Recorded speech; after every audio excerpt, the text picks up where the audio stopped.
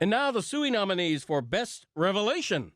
Mike Ryan, Dan, and Stu Gatz reveal their cartoon crushes. Here it is from the content box. Did you ever have a crush on a cartoon character? Oh, can I go? This isn't my question, but I did. Jessica Rabbit.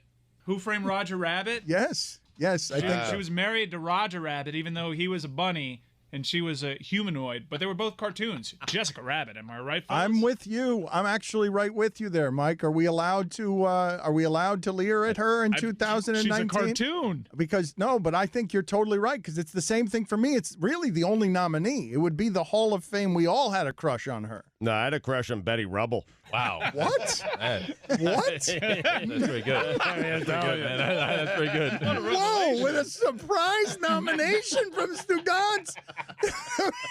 Showing you his dirty inner 9-year-old.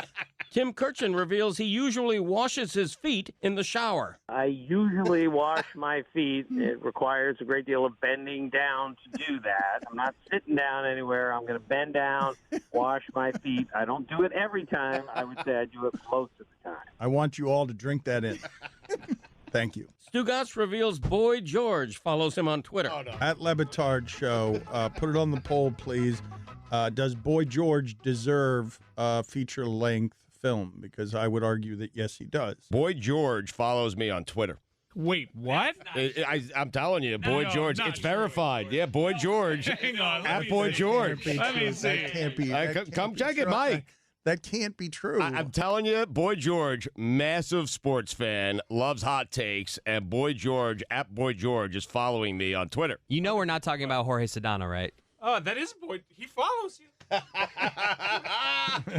Yeah! All right. He doesn't follow Dan. Oh, that's too bad. Hank Azaria reveals he was terrified of Al Pacino in the movie Heat. In the movie Heat, Yes. he is shouting because she's got a great ass. Yeah, he yelled, because she got a grana at me, which terrified me. If you watch that again in Heat, you'll see it's over my shoulder. I'm not on camera, but you see I just go, Jesus, when he does that. And I'm not acting at all. I was genuinely terrified by Al Pacino. That was Hank Azaria asking Al Pacino not to hurt him. It wasn't in character at all.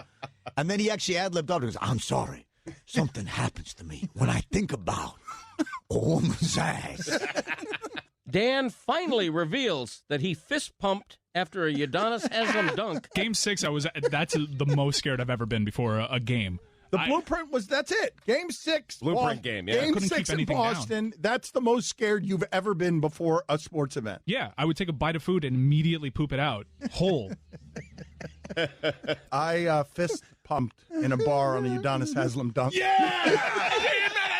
Chris Cody reveals he catfished his high school girlfriend. When I was in high school, I had a girlfriend, and this was actually after high school because it was Facebook, and I created a Facebook account of just a random person, and I requested my girlfriend to see if she would accept. So you catfished your girlfriend? Yeah, it didn't work. I had a good one. Did you have a picture? Yeah. Whose picture was it? I just Googled, good-looking model, and it was just a random dude. It was like a blonde guy, good-looking, good body. Whose picture did you use? I don't know. It was just a Google image. You just Googled blonde guy? Yeah, and I think his name was like Jack Ritter or something. I think that was my name. Jack Ritter? And was the photo, was a guy named Jack Ritter, or was your catfish character Jack Ritter? I created an account, a Facebook account of a guy named Jack Ritter, and he was very good looking. And then I requested my current girlfriend. Jack Ritter. Where did Jack Ritter go to school? I'm just imagining, you see on the side, it says, see Cody at FAU.edu. Oh, no. Burner email, too. Burner email? Yeah. Whoa, what was the burner email? jritter@gmail. Anthony Davis reveals he's afraid of the dark on Sarah Spain's That's What She Said podcast. What's the thing about yourself you'd most like to improve? Me being scared of the dark. Really? Yeah. Night lights everywhere? Like TV on, bathroom light on. Some light has to be on.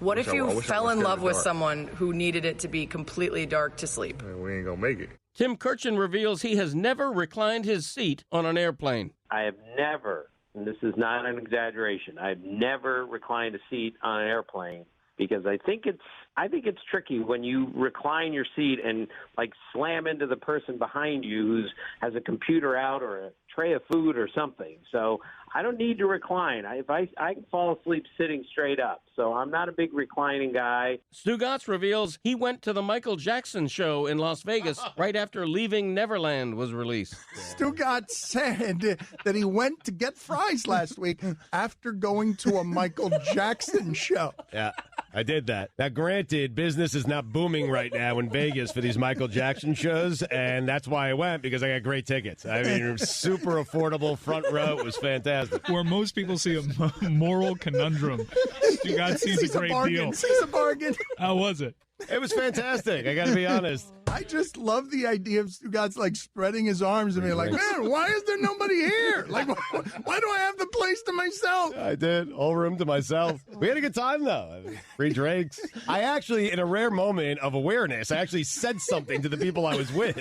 I'm like, this is probably a bad time to go to a Michael Jackson show. Stugotz reveals he stumbled upon the Clintons while visiting his brother. I had a dog moment with the Clintons as well. Really? Well, my brother lives in Chappaqua, and he told me to go walk his dog. And he said, go through this path here. And that's where the Clintons live. He said, hey, just go through the woods here with my dog. And he said, you may or may not, right around Thanksgiving, you may or may not run into the Clintons. They're always walking in that path. I was walking my brother's dog in that path. The Clintons walked by with their dog. How about that? Did they pick up the poop? I don't think the dog pooped, but I did. I called Bill Clinton BC.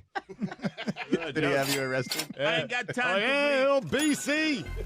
He'd have me arrested. They had some, people around them. I saw him in the woods. Stan Van Gundy reveals he's seen every episode of Blue Bloods. By the way, I've seen every episode of Blue Bloods. Every one. Is that right? What? Okay, we'll get to you in a second. Every one. Mark Wahlberg reveals Robert Kraft and Bill Belichick didn't want the Jets to fire Rex Ryan. Stugotz, I feel for you, buddy. I mean, I remember sitting around talking to Kraft and Belichick, and it was like, God, the Jets, they got to get rid of Rex Ryan. They're like, no, we love him. We don't want Rex Ryan going anywhere. Damn you. Greg Cody reveals Dan is engaged. That's kind of weird. You got to be kidding me. I'm now getting texts of congratulations from all over. I can't believe this. Oh, my God. What are they congratulating you for? Greg Cody, for years, has been putting in his blog information that he shouldn't be about. Oh, this isn't a blog item. This is an article. An article? Oh. Yep. This is an article. Yep. A formal article in the Miami Herald. No. Front page? Pictures. No. Pictures. Not even in the sports section. Front page. No. Greg Cody, without my permission, has reported something that very few people knew. Greg is a mercenary. Wow. Yep. I'm mad right now and hurt. And you should be all these things. And it's funny. But here's the funniest part about it. What a crappy story in terms of news that I'm getting married. And yet it's the biggest scoop of Greg Cody's career. That's how bad a journalist he is. He's been threatening to report this on me for days. And I'm like, you wouldn't do that. He's been threatening me. Blackmailing you? He's just been telling me that I'm going to report this story. Apparently he would, because he did. There is major personal news for ESPN's Dan LeBatard. He's been keeping it secret. Here it is. That's the headline. Wait a minute. There is his son, of course, laughing harder than anybody at what a jerk, a journalist, jackass his father is. The Dan LeBatard show and Stugotz are highly questionable, both taped on South Beach. But sources close to the couple tell us LeBatard popped the question during a recent vacation in Kenya and Tanzania. A safari organized by Zoo Miami's Ron McGill, a weekly regular on Dan's radio show. Oh, no! Dan met Valerie, a lifelong Miamian, 2 years ago, noticing her walking through a restaurant at which his parents, Gonzalo, Papi, and Lourdes, were celebrating their 49th wedding anniversary. Dan is 49, by the way. His bride-to-be is 29. Your best wishes and or snarky comments go here. Man. He wants his clicks. He will sacrifice anything to get his clicks, including what used to be our friendship. Congrats, Dan. Yeah, way to go. And congrats to Greg. I mean, I am very much in love. Congratulations, Valerie.